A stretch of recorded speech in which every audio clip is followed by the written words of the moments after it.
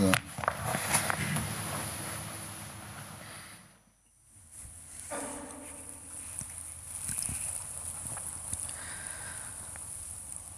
الله أكبر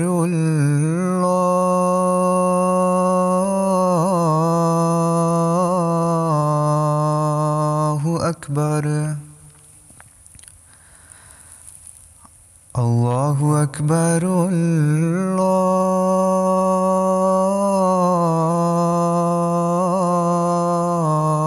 الله أكبر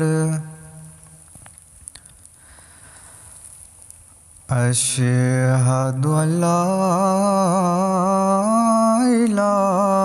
إله إلا الله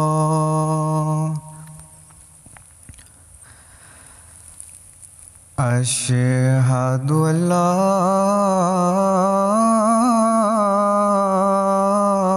إله إلا الله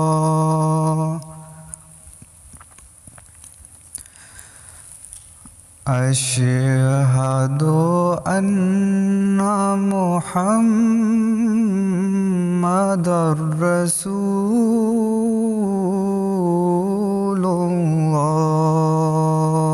الله أشهد أن محمدًا رسول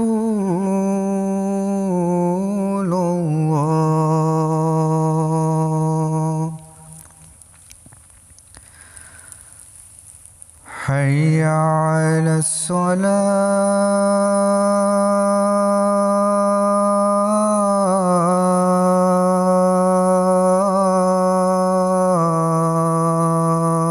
الصلاة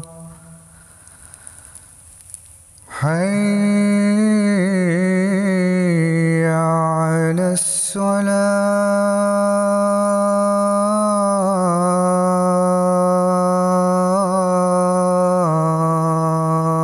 الصلاة حي على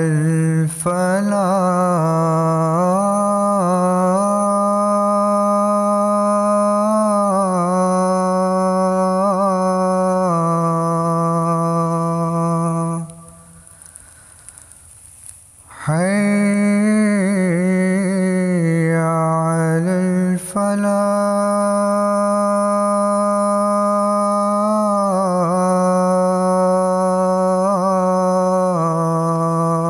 الفلاح الله أكبر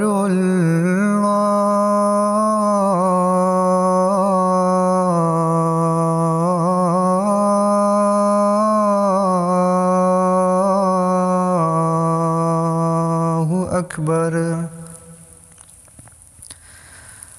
لا إله إلا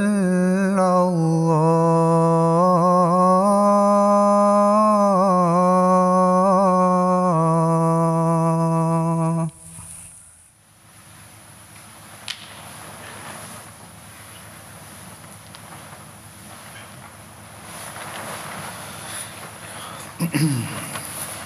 السلام عليكم ورحمة الله.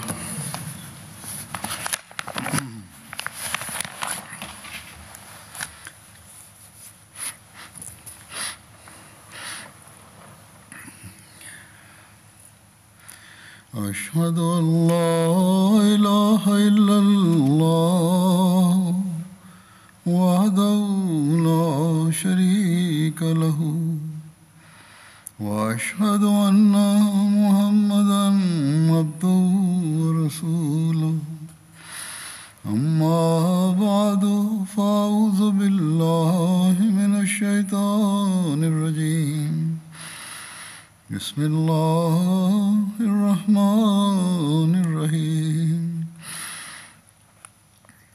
الحمد لله رب العالمين الرحمن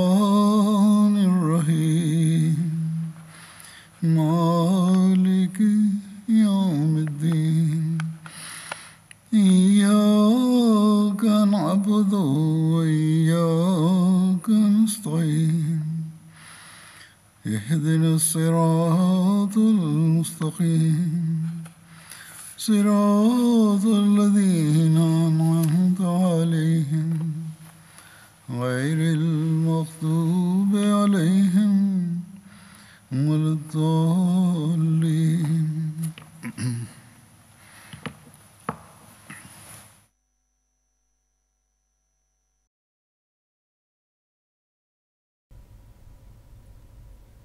Pada khutbah yang lalu telah disampaikan berkenaan dengan syahidnya Hazrat Uthman radhiyallahu ta'ala anhu dan juga mengenai pada pemberontak. Dan dalam hal ini apa sahaja usaha Hazrat Ali atau sekarang kisah mengenai Hazrat Ali yang akan diterangkan berkenaan dengan perkara ini dalam menyampaikan satu perkara yang sangat penting.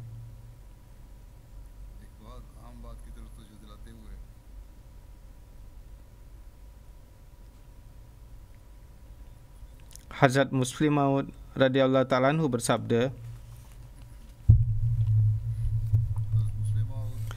kerana kamu pun memiliki persamaan dengan para sahabat, untuk itu saya ingin menjelaskan sejarah bagaimana umat Muslim mengalami kehancuran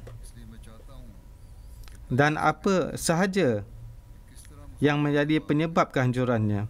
Jadi kamu harus berwaspada, rancangkan untuk memberikan pelajaran kepada orang-orang yang baru, yakni berikanlah tarbiyat dan taklim dengan betul. Kekacauan yang terjadi pada zaman Hazrat Uthman bukanlah disebabkan oleh para sahabat. Adapun mereka yang mengatakan bahawa penyebabnya adalah para sahabat, mereka sebenarnya telah terkeliru. Tidak diragukan lagi, banyak para sahabat yang menentang Hazrat Ali dan begitu juga dengan Muawiyah. Namun saya katakan bahawa akar kekacauan ini bukanlah pada sahabat, melainkan orang-orang yang masuk Islam di kemudian hari. Mereka yang tidak pernah bergaul dengan Rasulullah SAW dan tidak pernah duduk di majlis Rasulullah SAW. Untuk itu saya menarik perhatian kamu semua dan saya sampaikan cara untuk terhindar dari fitnah ini, yakni selalulah berkunjung ke Qadian, kerana waktu itu beliau berada di Qadian, supaya keimanan kamu mendapatkan penyegaran dan rasa takut kamu kepada Allah semakin meningkat, yakni supaya terjalin hubungan kamu dengan markas dan juga khilafat. Jika ini dapat dilakukan, maka akan selalu mendapatkan tarbiyat yang betul. Pada waktu ini Allah Ta'ala telah memberikan kemudahan dalam bentuk MTA kepada kita. Khutbah dapat didengarkan dan disaksikan oleh seluruh dunia, ditayangkan, diperdengarkan, begitu juga program-program lainnya. Untuk itu, untuk tarbiyat adalah penting supaya kita sendiri juga menelaah buku-buku Masih Maud alaihissalam. Jalinkanlah juga hubungan dengan MTA, khususnya khutbah Jumaat. Dengarkanlah melalui MTA. Dengan begitu hubungan dengan khilafat akan terus terjalin lebih baik dan terus meningkat. Berkenaan dengan perang Jamal, terdapat dalam riwayat bahawa perang Jamal merupakan peperangan yang terjadi di antara Hazrat Ali dan Hazrat Aisyah pada 36 Hijrah.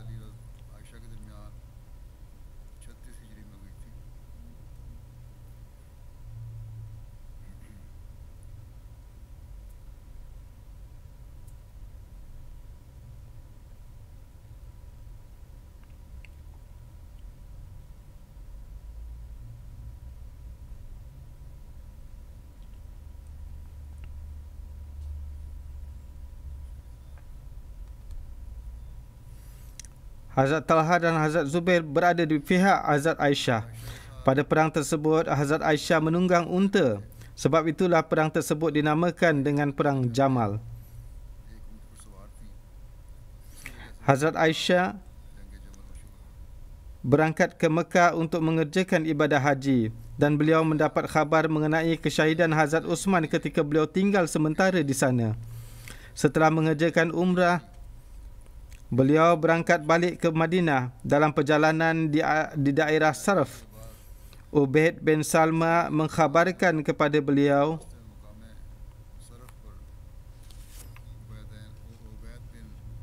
bahawa Hazrat Osman telah disyahidkan dan Hazrat Ali terpilih sebagai khalifah, dan rusuhan telah terjadi di Madinah. Mendengar hal itu, Hazrat Aisyah dalam perjalanan itu kembali ke Mekah dan mengumpulkan orang-orang untuk menuntut balas atas kewafatan Hazrat Osman dan menghentikan rusuhan. Ramai sekali orang berkumpul di bawah kepimpinan Hazrat Aisyah, Hazrat Talha dan Hazrat Zubair.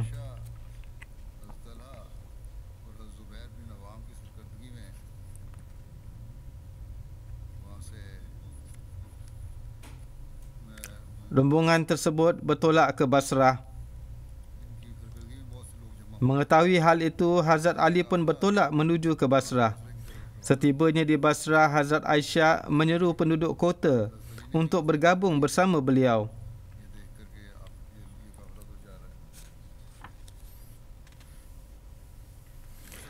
Sejumlah besar penduduk kota bergabung bersama Hazrat Aisyah.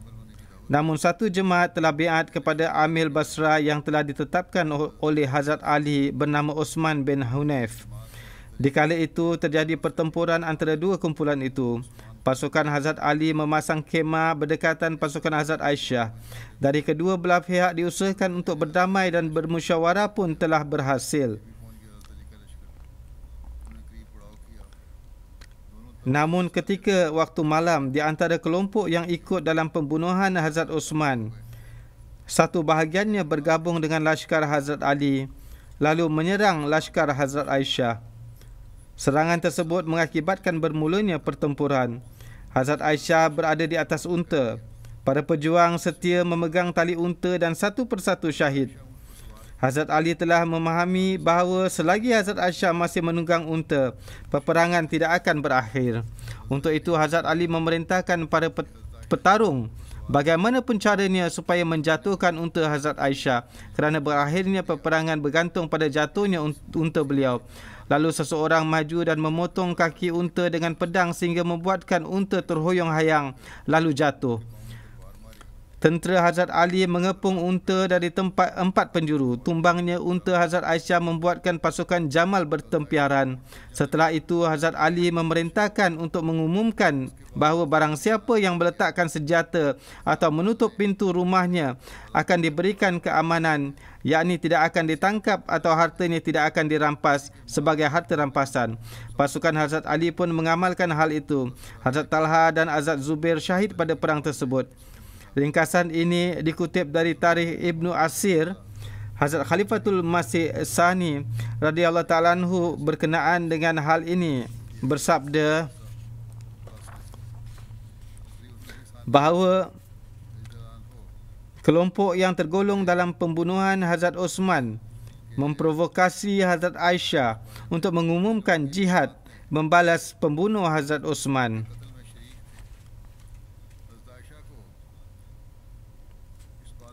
Lalu Hazrat Aisyah mengumumkan dan memanggil para sahabat untuk membantu.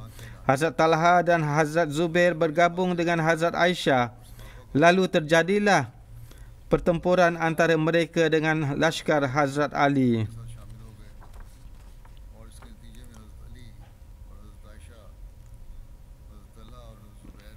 Yakni Hazrat Talha dan Hazrat Zubair bersama Hazrat Aisyah. Peperangan tersebut dinamakan Perang Jamal.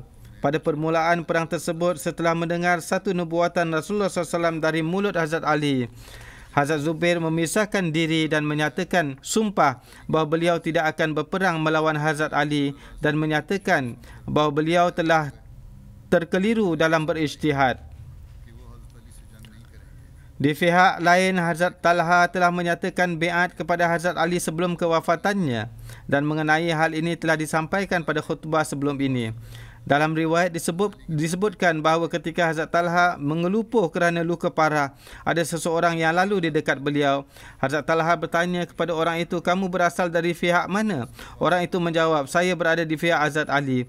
Lalu Hazrat Talha meletakkan tangan di atas tangannya dan berkata, "Tanganmu adalah tangan Ali. Aku nyatakan beat lagi kepada Hazrat Ali di atas tanganmu." Walhasil, perbezaan pendapat antara beberapa sahabat telah diputuskan pada saat Perang Jamal. Namun, pertentangan Hazrat Muawiyah masih berbaki sehingga terjadi Perang Siffin. Hazrat Khalifatul Masih Sani lebih lanjut bersabda, "Kelompok pembunuh Hazrat Osman telah tersebar ke berbagai arah sambil melemparkan tuduhan kepada orang lain untuk menyelamatkan diri mereka sendiri dari tuduhan. Ketika mereka mengetahui bahawa umat Muslim telah biat kepada Hazrat Ali, mereka mendapatkan kesempatan yang baik untuk melemparkan tuduhan kepada Hazrat Ali. Memang benar, telah berkumpul di sekeliling Hazrat Ali beberapa orang dari antara para pembunuh Hazrat Osman. Dengan cara itu, orang-orang munafik tersebut mendapatkan kesempatan yang baik untuk melemparkan fitnah. Demikian pula ada juga kelompok mereka yang berangkat ke Mekah mendesak Hazrat Aisyah untuk mengumumkan jihad membalas kewafatan Hazrat Osman. Lalu Hazrat Aisyah mengumumkannya dan meminta bantuan daripada sahabat. Hazrat Talha dan Hazrat Zubair biat kepada Hazrat Ali dengan syarat jika Hazrat Ali segera menghukum para pembunuh Hazrat Osman.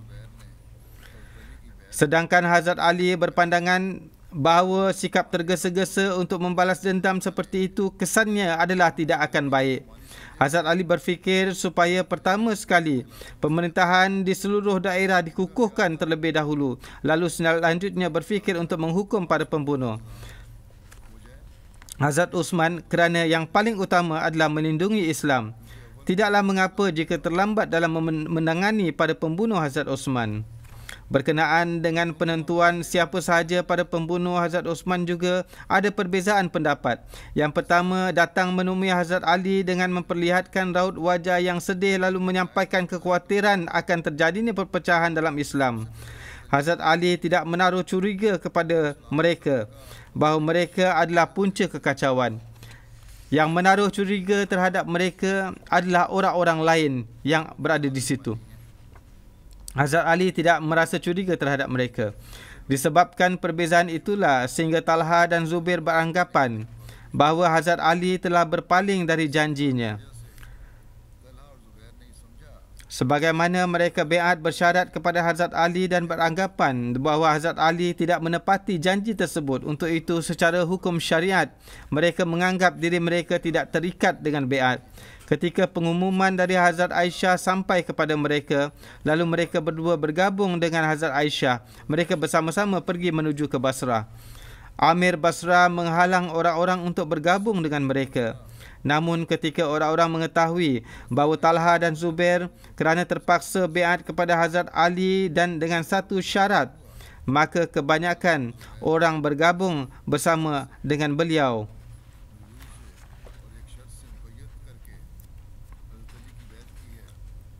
Ketika Hazrat Ali mengetahui berkenaan lashkar tersebut, beliau juga mempersiapkan lashkar lalu bertolak ke Basrah. Setibanya di Basrah, Hazrat Ali mengutus seseorang kepada Hazrat Aisyah, Talha dan Zubair. Orang tersebut terlebih dahulu pergi menemui Hazrat Aisyah dan bertanya, "Apakah yang diinginkan oleh anda?" Hazrat Aisyah menjawab, "Kami hanya menginginkan islah."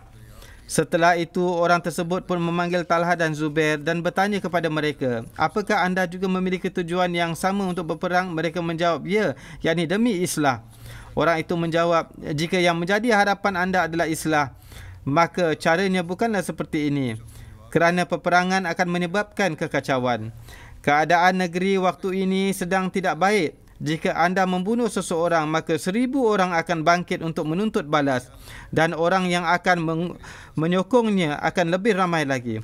Inilah yang sepatutnya dilakukan demi terciptanya islah ataupun perbaikan. Pertama, ikatlah negeri dengan tali persatuan. Setelah itu, barulah menghukum para penjahat itu.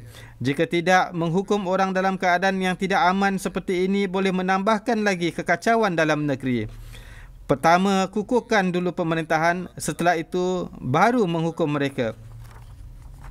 Setelah mendengarkan hal itu, mereka berkata, jika memang rencana Hazrat Ali seperti ini, maka kami bersedia berjumpa dengan beliau. Lalu utusan tersebut mengkhabarkan kepada Hazrat Ali dan perwakilan kedua belah pihak bertemu. Lalu dibuat satu keputusan bahawa tidaklah baik untuk berperang, hendaknya dicari jalan perdamaian. Ketika khabar ini sampai ke telinga kelompok Abdullah bin Sabah dan para pembunuh Hazrat Osman, mereka merasa sangat gelisah. Lalu satu kelompok dari antara mereka mengadakan mesyuarat tertutup.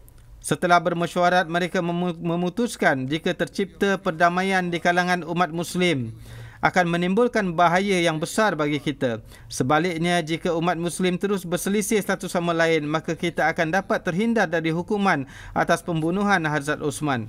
Jika tercipta perdamaian di antara umat Islam, maka tidak ada tempat bersembunyi lagi bagi kita. Untuk itu, bagaimanapun caranya, jangan sampai tercipta perdamaian. Tidak lama kemudian datanglah Hazrat Ali. Pada hari berikutnya di tempat itu, Hazrat Ali bertemu dengan Hazrat Zubair untuk perdamaian. Ketika berjumpa, Hazrat Ali bertanya, anda berdua telah mempersiapkan pasukan untuk bertempur dengan saya. Apakah anda juga telah mempersiapkan alasan yang akan disampaikan kepada Allah Ta'ala nanti? Kenapa kamu berdegil untuk menghancurkan Islam yang pengabdiannya telah dilakukan melalui banyak penderitaan? Apakah saya bukan saudara kamu? Lalu apa sebabnya? Sebelum ini menumpahkan darah satu sama lain dianggap haram, namun sekarang dihalalkan. Jika ada timbul hal yang baru, bolehlah. Tapi jika tidak ada timbul hal yang baru, lalu kenapa boleh terjadi pertempuran ini? Atas hal ini, Hazrat Talha berkata yang saat itu bersama Hazrat Zubair, beliau berkata, anda telah menghasut orang-orang untuk membunuh Hazrat Osman. Hazrat Ali berkata, saya melanat orang-orang yang ikut dalam pembunuhan Hazrat Osman. Hazrat Ali berkata kemudian, tidakkah kamu ingat Rasulullah sallallahu alaihi wasallam pernah bersabda, demi Tuhan, kamu akan berperang melawan Ali, dan dalam keadaan demikian kamu akan menjadi orang zalim. Berkata kepada Hazrat Zubair. Mendengar hal itu, Hazrat Zubair kembali kepada laskarnya dan bersumpah bahawa dia sekali-kali tidak akan berperang melawan Hazrat Ali. Lalu berikrar bahawa dirinya telah terkeliru dalam ijtihadnya. Ketika khabar tersebut tersebar di kalangan para pasukan, semuanya merasa tenang kerana tidak akan terjadi peperangan melainkan perdamaian. Tetapi khabar tersebut membuat para pengacau merasa cemas. Ketika tiba waktu malam untuk menghentikan perdamaian ini, mereka melakukan rencana atau makar dengan cara menghasut sebahagian orang dari antara pasukan Hazrat Ali untuk menyerang pasukan Hazrat Aisyah, Hazrat Talha dan Hazrat Zubair pada waktu malam. Begitu juga mereka menghasut sebahagian pasukan Hazrat Aisyah untuk menyerang pasukan Hazrat Ali. Hal ini mengakibatkan pergaduhan. Kedua belah pihak saling beranggapan telah ditipu oleh pihak lainnya. Padahal sebenarnya ini merupakan rencana jahat kelompok Abdullah bin Sabah.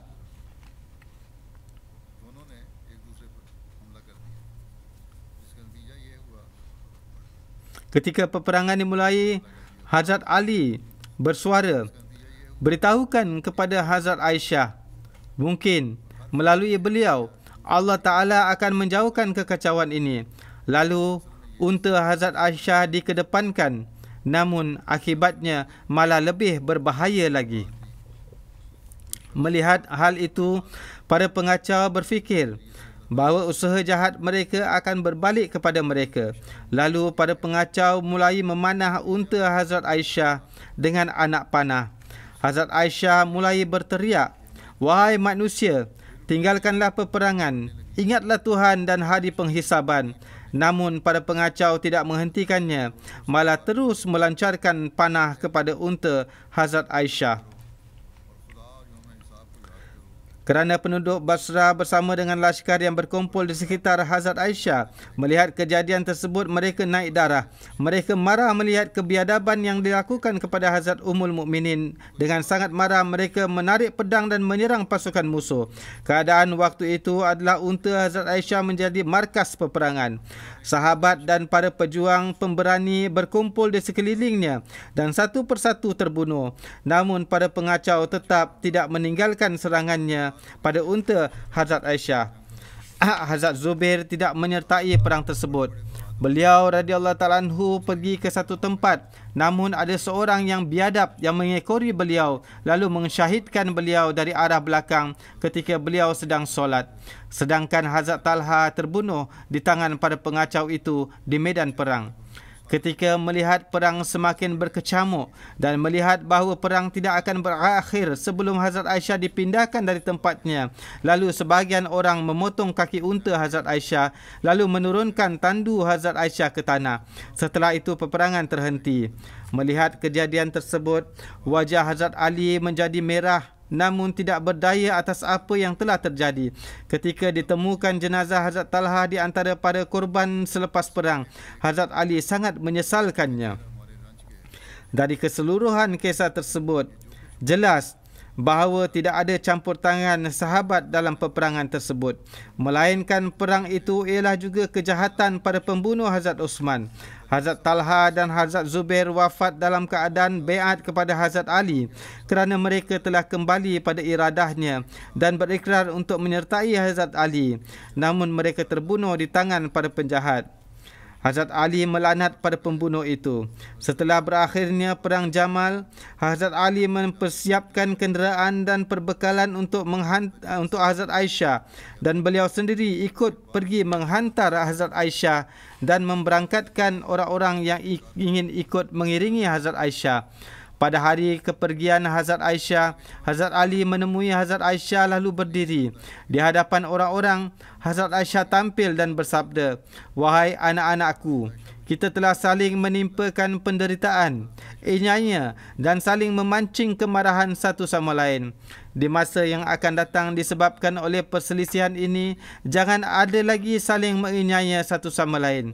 Demi Tuhan, sejak mula lagi tidak ada pertentangan antara saya dengan Hazrat Ali, selain dari permasalahan antara keluarga dan kekerabatan yang sudah lumrah terjadi, yakni perkara-perkara kecil.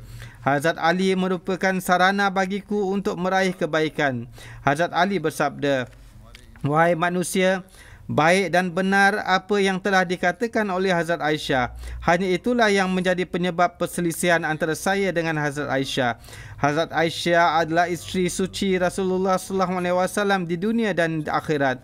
Hazrat Ali ikut berjalan sampai berbatu-batu untuk melepaskan Hazrat Aisyah. Hazrat Ali memerintahkan putera-puteranya untuk mengiringi Hazrat Ali, untuk mengiringi Hazrat Aisyah, dan Hazrat Ali kembali keesokan harinya. Riwayat dari Tibri. Hazrat Muslimah radhiyallahu ta'ala anhu bersabda, Hazrat Talha masih tetap hidup setelah kewafatan Rasulullah sallallahu alaihi wasallam. Ketika timbul pertentangan di kalangan umat Muslim setelah syahidnya Hazrat Osman, satu kelompok mengatakan, kita harus membalas orang-orang yang telah membunuh Hazrat Osman radhiyallahu ta'ala anhu. Pemimpin dari kelompok ini adalah Hazrat Talha, Hazrat Zubair dan Hazrat Aisyah radhiyallahu ta'ala anha. Namun kelompok yang kedua mengatakan, kaum muslimin telah terpecah belah. Banyak orang yang terkorban. Sekarang juga kita harus menyatukan orang-orang Islam supaya wibawa dan keagungan Islam menjadi tegak. Setelah itu, barulah kita menuntut balas terhadap orang-orang itu. Pemimpin dari kelompok ini adalah Hazrat Ali radhiyallahu ta'ala anhu. Perselisihan ini menjadi sedemikian rupa meruncing sehingga Hazrat Talha, Hazrat Zubair dan Hazrat Aisyah melontarkan tuduhan bahawa Hazrat Ali ingin memberikan perlindungan kepada orang-orang yang telah mensyahidkan Hazrat Uthman, sedangkan Hazrat Ali menuduh bahawa mereka lebih mengutamakan tujuan-tujuan peribadi mereka dan tidak mengindahkan faedah bagi Islam. Perselisihan ini mencapai puncaknya dan kemudian terjadi perang antara satu sama lain. Sebuah perang yang mana Hazrat Aisyah menjadi pemimpin pasukan di dalamnya. Hazrat Talha dan Hazrat Zubair juga ikut serta di dalamnya.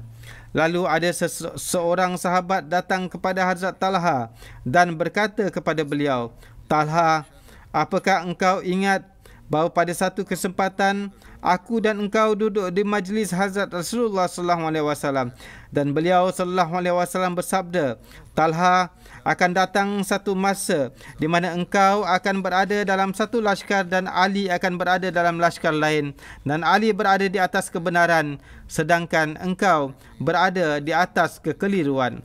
Setelah mendengar ini, mata Hazrat Talha menjadi terbuka dan berkata, "Ya, saya baru ingat akan hal ini sekarang." Kemudian waktu itu juga beliau keluar dari laskar itu dan pergi. Ketika beliau pergi meninggalkan peperangan supaya sabda Rasulullah SAW tersebut terpenuhi, maka seseorang yang keji yang merupakan seorang prajurit dari laskar Hazrat Ali menghayunkan kerambitnya kepada beliau dan mensyahidkan beliau. Hazrat Ali sedang duduk di tempatnya. Pembunuh Hazrat Talha tersebut dengan pemikiran bahawa dia akan mendapatkan hadiah yang besar, datang dengan berlari dan berkata kepada Hazrat Ali, "Wahai Amirul Mukminin, aku membawa khabar mengenai terbunuhnya musuh anda." Hazrat Ali bertanya, "Musuh yang mana?" Orang itu berkata, "Wahai Amirul Mukminin, aku telah membunuh Talha." Hazrat Ali berkata, "Wahai manusia, aku juga ingin mengkhabarkan kepadamu dari Rasulullah SAW bahawa kamu akan dimasukkan ke dalam neraka kerana satu ketika Talha dan aku sedang duduk. Rasulullah SAW bersabda, wahai Talha, pada suatu waktu engkau akan menanggung penghinaan demi kebenaran dan keadilan, dan seseorang akan membunuh engkau, namun Allah Ta'ala akan memasukkan orang itu ke dalam Jahannam." Mengenai dengan perang Siffin, tertulis bahawa perang ini terjadi antara Hazrat Ali dan Hazrat Amir Muawiyah pada tahun 37 Hijrah. Daerah Siffin terletak di antara Syria dan Iraq. Hazrat Ali bertolak dari Kufah dengan membawa laskar. Ketika tiba di Siffin, melihat laskar Syria sudah berkemah sejak sebelumnya di bawah pimpinan Amir Muawiyah. Satu kelompok laskarnya sudah menguasai tepi sungai Firat. Hazrat Ali meyakinkan kelompok tersebut bahawa kami datang bukan untuk berperang, melainkan datang untuk mencari jalan penyelesaian bersama dengan Amir Muawiyah. Namun Amir Muawiyah tidak setuju untuk melakukan itu. Laskar Syria melarang laskar Hazrat Ali untuk mengambil air dari sungai Firat. Atas hal itu, Hazrat Ali memerintahkan pasukannya untuk menyerang. Demikianlah laskar Hazrat Ali berhasil mengalahkan pasukan Syria dan membuat jalan untuk sampai ke sungai. Hazrat Ali juga memberikan izin kepada pasukan Syria untuk mengambil air dari sungai Firat dan membawanya. Padahal sebelumnya pasukan Syria telah melarang pasukan Hazrat Ali untuk mengambil air darinya. Namun ketika beliau telah menguasai tempat air itu, beliau tidak melarang mereka dari mengambil air dari situ, bahkan memberikan izin kepada mereka. Amir Muawiyah meminta supaya Hazrat Ali menyerahkan pada pembunuh Hazrat Uthman kepadanya. Satu hari ketika ada resiko meletusnya pertempuran, maka perwakilan dari kedua belah pihak yang menghendaki islah telah menghentikannya. Peperangan bermula pada bulan Safar 37 Hijrah. Sebelum terjadi perang, terjadi ketegangan, namun disebabkan kerana takut akan akibatnya yang merugikan jiwa, kedua belah pihak menghindarinya. Untuk mempertahankan segala kemungkinan terciptanya perdamaian, kedua belah pihak bersetuju untuk berdamai sementara pada bulan-bulan yang diharamkan. Namun usaha tersebut tidak berhasil. Untuk itu pada awal bulan Safar diumumkan lagi secara resmi untuk berperang. Ketika pertempuran terus terjadi sampai beberapa masa tanpa adanya keputusan yang pasti, lalu Amir Muawiyah merasa putus asa. Dalam keadaan yang genting seperti itu, Hazrat Amr bin As memberikan musyawarah kepada beliau agar mengikat Al-Quran di bahagian atas tombak dan berkata, hendaknya diputuskan sesuai dengan hukum dan peraturan kitab ini. Lalu dilakukanlah seperti itu. Sebagai akibatnya timbullah perselisihan pendapat di antara pengikut Hazrat Ali. Sebahagian besar di antaranya mengatakan permohonan untuk meminta keputusan dari Allah Ta'ala tidaklah dapat ditolak. Dengan demikian Hazrat Ali memanggil balik pasukan yang berada di bahagian depan sehingga peperangan terhenti. Sebahagian besar pasukan Hazrat Ali menyetujui cadangan Amir Muawiyah agar kedua belah pihak memilih hakim supaya kedua hakim tersebut bersama-sama memutuskan sesuai dengan Quran Majid. Dalam kitab tarikh, kejadian tersebut disebut dengan istilah tahkim. Pasukan Syam memilih Hazrat Amr bin As, sedangkan Hazrat Ali memilih Hazrat Abu Musa Asy'ari. Setelah menandatangani surat perjanjian, lashkar pun beredar. Ini diriwayatkan dari Ibnu Asir. Berkenaan dengan hal ini, Hazrat Khalifatul Masih Sani bersabda, dalam peperangan tersebut, mereka yang bersama Amir Muawiyah melakukan kelicikan dengan cara mengikat Al-Quran di hujung tombak. Lalu berkata, apapun yang diputuskan oleh Quran, kami akan menyetujuinya. Untuk tujuan itulah seharusnya dipilih hakim. Lalu pada pengacau itu jugalah yang bersekongkol dalam konspirasi pembunuhan Hazrat Osman dan yang segera bergabung dengan Hazrat Ali setelah syahidnya Hazrat Osman demi menyelamatkan diri mereka. Mereka mulai menekan Hazrat Ali bahawa apa yang dikatakan itu adalah benar. Untuk itu, Tuan tetapkanlah hakim. Hazrat Ali berkali-kali menolaknya, namun mereka dan orang-orang yang bertabiat lemah yang telah termakan tipu daya mereka memaksa Hazrat Ali untuk menetapkan hakim. Lalu dipilihlah Amr bin As sebagai hakim dari pihak Muawiyah dan Hazrat Abu Musa Asy'ari dari pihak Hazrat Ali. Penghakiman ini sebenarnya dalam kes pembunuhan Hazrat Osman dengan syarat keputusannya berdasarkan Al-Quran. Yakni keputusan yang diambil harus sesuai dengan peraturan Al-Quran untuk menghukum pada pembunuh Hazrat Osman. Namun Amr bin As dan Abu Musa Asy'ari kedua-duanya bermusyawarah dan memutuskan bahawa akan lebih baik jika terlebih dahulu Hazrat Ali dan Hazrat Amir Muawiyah keduanya digugurkan dari keamirannya. Padahal penetapan hakim tadi bertujuan untuk memutuskan berkenaan dengan pembunuhan Hazrat Osman. Namun, keputusan yang diambil oleh kedua hakim itu malah pertama-tama menggugurkan kedua-duanya, kemudian akan dibicarakan lebih lanjut. Mereka beranggapan kerana seluruh umat Muslim terjerumus dalam musibah disebabkan oleh kedua orang ini. Kemudian menurut mereka, setelah itu biarkanlah umat Muslim untuk memutuskan secara bebas agar mengangkat khalifah sesuai dengan yang dikehendaki. Pemikiran kedua hakim tersebut adalah salah. Mereka tidak ditugaskan untuk itu. Walhasil untuk mengumumkan keputusan tersebut, mereka mengadakan satu acara ataupun satu jalsa. Waktu itu Hazrat Amr bin As berkata kepada Hazrat Abu Musa Asy'ari untuk pertama mengumumkan keputusannya. Setelah itu giliran Amr bin As. Lalu Hazrat Abu Musa mengumumkan agar menggugurkan Hazrat Ali sebagai khalifah. Setelah itu Hazrat Amr bin As berdiri dan berkata, Abu Musa telah menggugurkan Hazrat Ali dan saya pun setuju dengan keputusan beliau untuk menggugurkan Hazrat Ali. Tetapi saya tidak akan menggugurkan Muawiyah. Saya akan tetap biarkan beliau dalam kepimimpinannya. Hazrat Amr bin As sendiri adalah orang yang sangat soleh. Namun, Hazrat Muslim Maud radhiyallahu ta'ala anhu bersabda, saya tidak ingin membahas perkara ini, yakni kenapa beliau memutuskan seperti itu. Meskipun tingginya kesalehan beliau, namun beliau telah termakan oleh hasutan mereka atau apa penyebabnya, itu adalah satu topik yang terpisah. Bagaimanapun, keputusan yang diberikan adalah salah. Mereka yang berserta dengan Muawiyah mulai mengatakan bahawa para hakim itu memberikan keputusan yang berpihak kepada Muawiyah, bukan kepada Ali. Namun Ali menolak keputusan tersebut dan berkata hakim tersebut dipilih bukan untuk tujuan itu dan tidak juga keputusan hakim itu berdasarkan Al-Quran.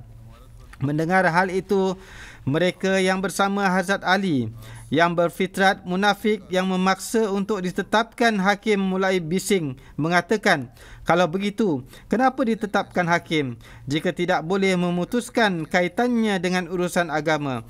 Hazrat Ali menjawab, pertama-tama tercantum dalam perjanjian bahawa keputusan akan diambil berdasarkan peraturan Al-Quran yang mana itu tidak diamalkan oleh para hakim. Kedua-dua hakim ini ditetapkan atas dasar desakan kamu semua. Namun sekarang kamu berbalik mengatakan bahawa akulah yang menetapkan hakim tersebut. Mereka berkata bahawa apa yang kami katakan itu adalah kesalahan kami. Namun yang menjadi pertanyaan adalah kenapa anda menyetujuinya?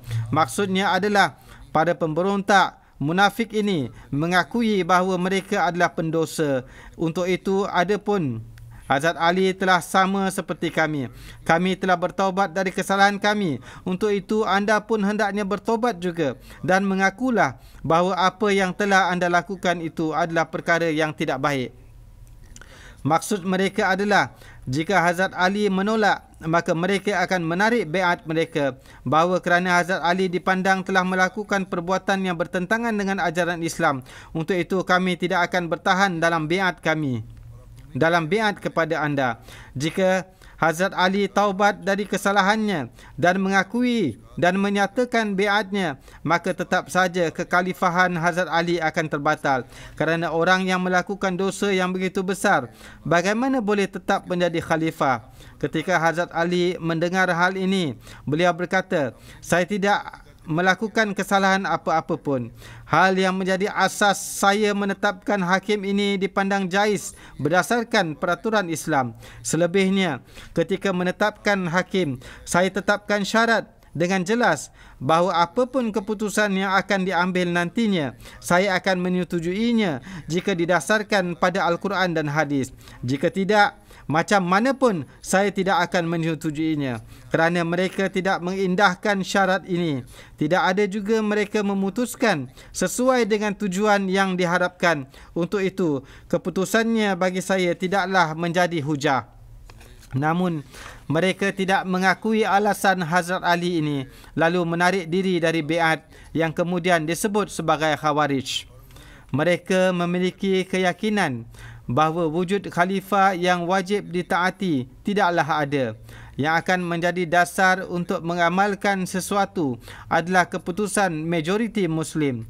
Kerana meyakini seseorang sebagai amir yang wajib ditaati adalah bertentangan dengan la hakama illa lillahi. Perang Nahrawan terjadi pada tahun 38 Hijrah. Nahrawan terletak di antara Baghdad dan Wasitah. Di tempat inilah terjadinya peperangan antara Hazrat Ali dan kaum Khawarij. Dalam tarikh Ibnu Asir tertulis sebagai berikut bahawa untuk mendamaikan perang Siffin, Hazrat Abu Musa Asy'ari radhiyallahu ta'ala anhu ditetapkan sebagai hakim dari pihak Hazrat Ali dan Hazrat Amr bin Al-Ash radhiyallahu ta'ala anhu dari pihak Amir Muawiyah. Di dalam tarikh peristiwa ini disebut sebagai tahkim. Ada sekelompok orang dari Lashkar Hazrat Ali yang berselisih dengan beliau mengenai perkara hak tahkim ini, dan mereka memisahkan diri dengan melakukan pemberontakan yang kemudiannya disebut sebagai Khawarij.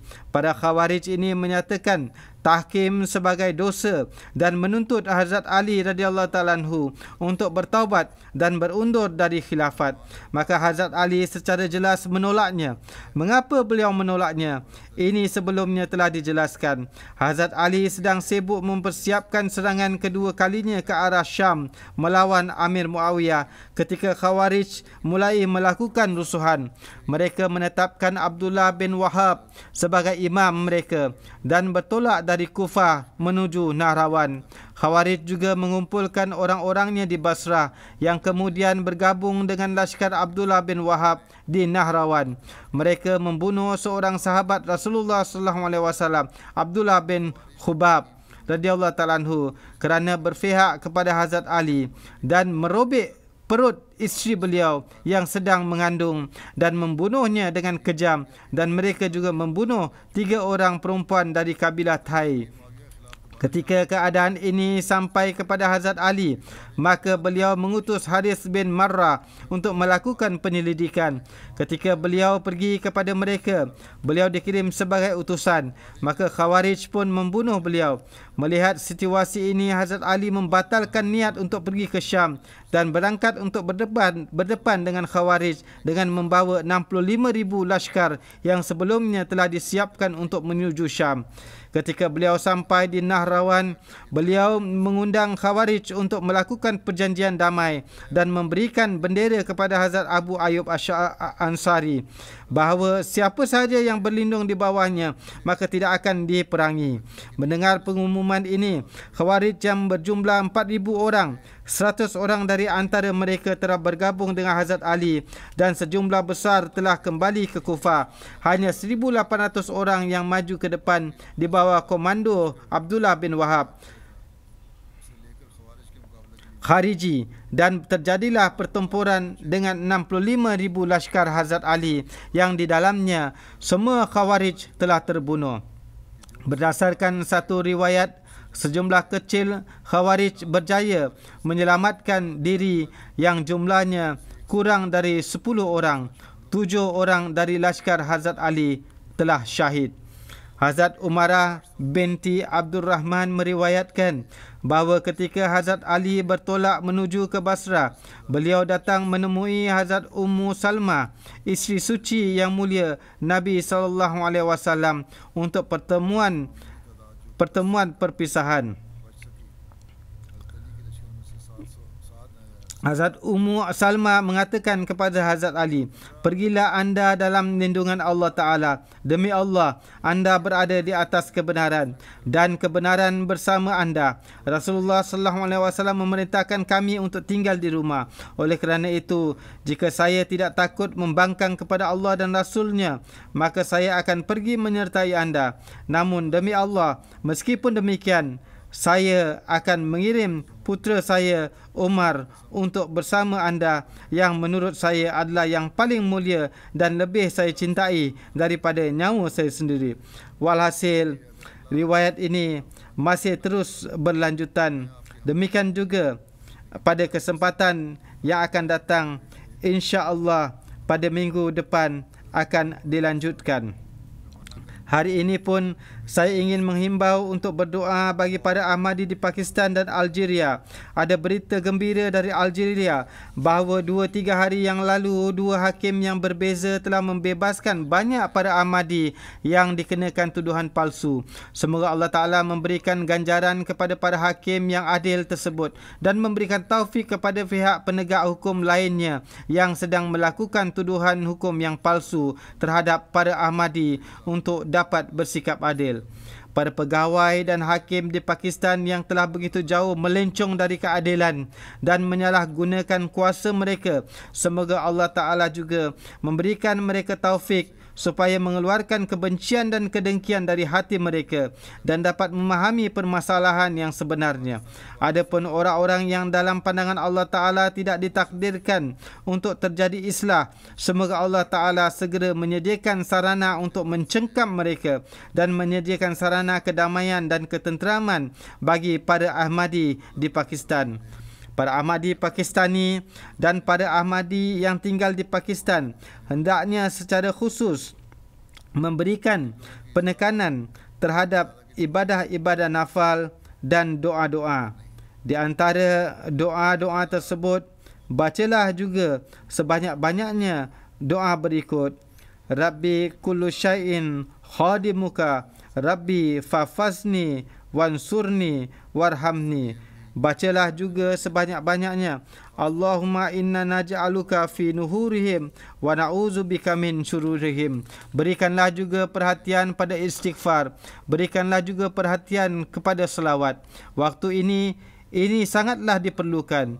Lakukanlah juga nafal-nafal sebagaimana yang telah saya katakan.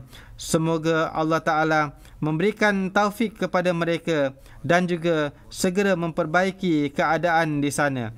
Hari ini pun setelah solat, saya akan memimpin beberapa solat jenazah. Yang di antaranya jenazah yang pertama adalah yang terhormat Hunda Abbas Sahibah, isteri dari yang terhormat Abbas bin Abdul Qadir Sahib Syahid dari Khairpur.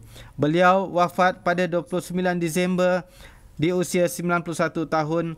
Inna lillahi wa inna ilaihi raji'un. Ayah beliau, Dr. Muhammad Ibrahim Sahib, pada waktu menuntut di King Edward Medical College pada tahun 1926, terkesan dengan kawan sekelas beliau yang Ahmadi dan biat menerima Ahmadiyah di tangan Hazrat Muslim Maud radhiyallahu ta'ala anhu. Almarhum menikah pada Mei 1951 dengan Profesor Abbas bin Abdul Qadir yang merupakan cucu dari Maulana Abdul Majid Sahib, seorang sahabat Hazrat Masih Maud alaihissalam, dan abang dari Hazrat Sayyidah Sarah Begum Sahibah, isteri Hazrat Khalifatul Masih As-Sani, adalah putera dari Profesor Abdul Qadir Sahib. Pada 1974, suami beliau, Profesor Abdul Qadir Sahib, disyahidkan di Khairpur dan almarhumah menerimanya dengan penuh kesabaran dan sedikit pun tidak memperlihatkan keputusasaan dan reda dengan ketetapan Allah Ta'ala. Atas kecahidan suaminya, saudara sepupunya yang Ghair Ahmadi menulis surat takziah bahawa Abbas adalah seorang yang sangat baik, seandainya saja kesudahannya berada di atas jalan petunjuk. Maka Hunda Sahibah menulis jawapannya bahawa saya bangga bahawa suami saya mengorbankan jiwanya di jalan yang merupakan jalan petunjuk. Kemudian di masa sekolahnya, Hunda Sahibah berkawan rapat dengan Syafiqah Sahibah yang secara kebetulan menjadi isteri dari Jeneral Ziaul Haq. Satu kali setelah suaminya menjadi Presiden Pakistan, dia mengatakan bahawa semua orang datang menemuiku, namun Hunda tidak datang. Hunda Sahibah mengetahui hal ini. Mendengar ini, beliau mengatakan, saya tidak ingin menemui isteri dari seseorang yang memusuhi imam saya tercinta Hazrat Masih Maud alaihissalam dan jemaat beliau, dan kemudian beliau tidak pernah menemuinya. Almarhumah memiliki banyak keistimewaan. Almarhumah sangat menyukai kebersihan, sopan, seorang wanita yang sangat soleha dan mukhlis, rajin solat dan puasa, serta menanamkan perkara ini juga kepada anak-anaknya. Paling awal dalam pembayaran canda, selalu bersedia untuk berbuat kebaikan-kebaikan. Pada bulan Ramadan, beliau setiap hari selalu menyiapkan buka puasa bagi banyak orang di rumahnya, memiliki ikatan dan kecintaan yang kuat terhadap khilafat. Beliau secara teratur menulis surat kepada saya dengan tangannya sendiri, dengan tulisan tangannya sendiri. Almarhumah banyak menelaah buku-buku Hazrat Masih Maud alaihissalam, buku-buku Jemaat dan Al-Fazal hingga akhir hayatnya. Pada 2006, anak bongsu almarhumah Dr. Amira bersama dengan kedua anaknya wafat dalam kemalangan jalan raya, dan almarhumah menghadapi musibah ini dengan penuh ketabahan dan memperlihatkan satu contoh kesabaran. Semua kaum kerabat dan orang-orang yang mengenal almarhumah sangat mencintai beliau. Dikarenakan itu, banyaknya kebaikan-kebaikan beliau. Kerabat-kerabat Ghair Ahmadi pun memiliki jalinan kecintaan yang kuat dengan beliau. Di antara yang ditinggalkan antara lain 3 orang anak perempuan dan 2 orang anak lelaki yang tinggal di Amerika, Kanada dan Norway. Semoga Allah Ta'ala memberikan taufik kepada anak-anak beliau untuk dapat meneruskan kebaikan-kebaikan beliau dan meninggikan darjat almarhumah. Jenazah selanjutnya, Rizwan Said Naimi dari Iraq yang wafat pada 13 November di usia 70 tahun. Inna lillahi wa inna ilaihi raji'un. Anak beliau, Mustafa Naimi Sahib, menulis, ayah saya melihat di dalam mimpi sedang bersama Hazrat Said Abdul Qadir Jailani, yang mana beliau memberikan kasutnya kepada ayah saya. Ayah saya merasa malu untuk menerimanya dan mengatakan, apa kedudukan saya sehingga saya boleh memakai kasut Said Abdul Qadir Jailani? Namun Said Abdul Qadir Jailani memaksa, lalu ayah memakainya. Setelah itu, Said Abdul Qadir Jailani menunjuk kepada seseorang dan jemaatnya dan memerintahkan ayah saya untuk bergabung bersama mereka. Setelah itu, Rizwan Amini Sahib dalam mimpi bertemu dengan Hazrat Rasulullah SAW. Beberapa tahun kemudian beliau mengenal jemaat melalui MTA. Maka Rizwan Sahib mengatakan bahawa pertemuan beliau dengan Rasulullah SAW di dalam mimpi maksudnya adalah pengutusan khadim sejati beliau sallallahu alaihi wasallam, yakni Hazrat Masih Maud alaihi salatu wasallam.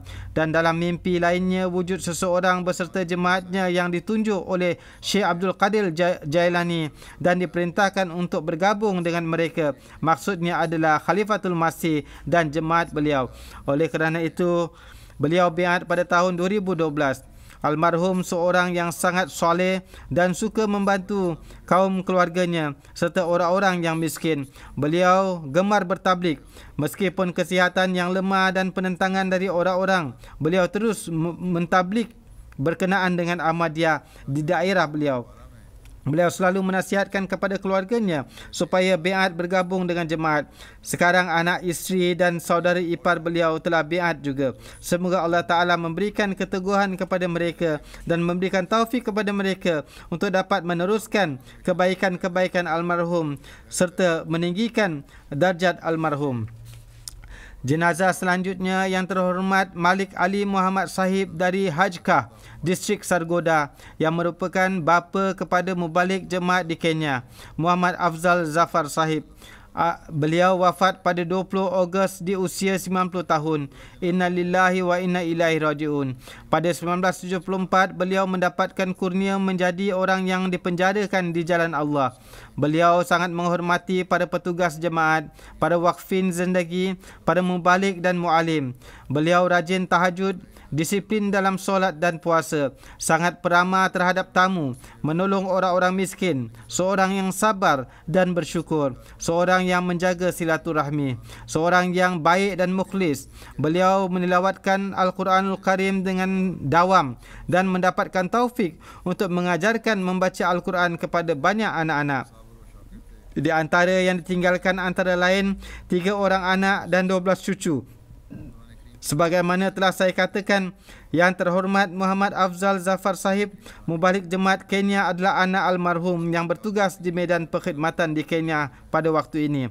Dikarenakan hal tersebut, beliau tidak dapat hadir dalam pengurusan jenazah dan pemakaman ayah beliau. Semoga Allah Ta'ala memberikan kesabaran dan ketabahan kepada beliau. Semoga Allah Ta'ala memberikan kasih sayang dan ampunannya kepada almarhum dan meninggikan darjat almarhum. Jenazah selanjutnya Ehsan Ahmad Sahib dari Lahore yang merupakan anak kepada Syafqat Mahmud Sahib. Beliau wafat pada 27 Julai di usia 35 tahun dikarenakan virus corona. Inna lillahi wa inna ilaihi raji'un. Beliau adalah cucu dari sahabat Hazrat Masih Maud alaihi salatu wasallam, yakni Hazrat Maulwi Nuruddin Ajmal Sahib dari Goliki, Distrik Gujarat, dan cucu dari Irsyad Ahmad Sahib dari Gujranwala. Pada 2 tahun terakhir, beliau mendapatkan taufik berkhidmat sebagai ketua jemaat di Halqa Ranchna Town, Lahore. Selain itu, mendapatkan taufik berkhidmat sebagai sekretari mubayin baru di keamiran wilayah Delhi Gate. Beliau sangat gemar bertablik. Dengan kurnia Allah Ta'ala, almarhum berhasil membiatkan 8 orang. Di antara yang ditinggalkan antara lain 3 orang anak yang bernama Hanan Ahmad Masrur berusia 6 tahun dan yang tercinta Mubin Ahmad Tahir yang berusia 3 tahun dan Aziza Saira Ahmad berusia 5 tahun. Selain itu juga ayah, ibu dan 3 saudara lelaki dan 2 saudara perempuan. Semoga Allah Ta'ala memberikan kesabaran dan ketabahan kepada mereka semua, menjaga anak-anak almarhum dan memberikan taufik kepada mereka untuk dapat meneruskan kebaikan-kebaikan almarhum serta meninggikan darjat almarhum. Jenazah selanjutnya yang terhormat Riazuddin Syams Sahib yang merupakan anak bongsu Maulana Jalaluddin Syams Sahib. Beliau wafat pada 27 Mei. Inna lillahi wa inna ilaihi raji'un. Profil silsilah keluarga almarhum adalah sebagai berikut. Almarhum adalah cicit dari sahabat Hazrat Masih Maud alaihi salatu wasallam, Hazrat Mia Muhammad Siddiq Sahib, cucu dari Hazrat Mia Imamuddin Sahib Syikwani, cucu dari Hazrat Khawaja Ubaidullah Sahib dan anak dari Hazrat Maulana Jalaluddin Syams. Kesemuanya adalah sahabat. Beliau seorang musi, di antara yang ditinggalkan antara lain 2 anak perempuan dan 1 lelaki. Semoga Allah Ta'ala memberikan kesabaran dan ketabahan kepada anak-anak beliau. Isteri beliau telah wafat sebelumnya. Semoga Allah Ta'ala memberikan ampunan dan kasih sayangnya kepada almarhum dan meninggikan darjat almarhum. Saudara beliau Munuruddin Syams menulis, almarhum memiliki banyak keistimewaan. Sangat disiplin dalam solat, selalu menasihatkan mengenai solat kepada anak-anaknya, begitu mencintai khilafat. Di rumah selalu bercakap mengenai menjaga ikatan dengan khilafat. Di masa sakitnya pun almarhum 2 tahun yang lalu datang ke sini untuk menemui saya, dan meskipun sedang sakit, almarhum berbincang dengan penuh kesabaran, ketabahan dan keceriaan. Semua orang mempunyai kesan yang sama mengenai beliau, iaitu murah dalam senyuman dan bergaul dengan setiap orang serta menyertai mereka dalam suka dan duka.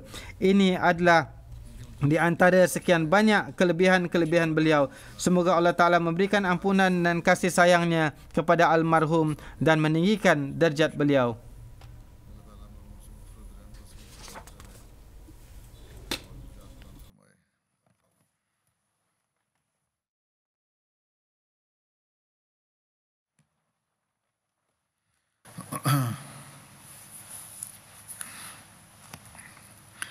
Alhamdulillah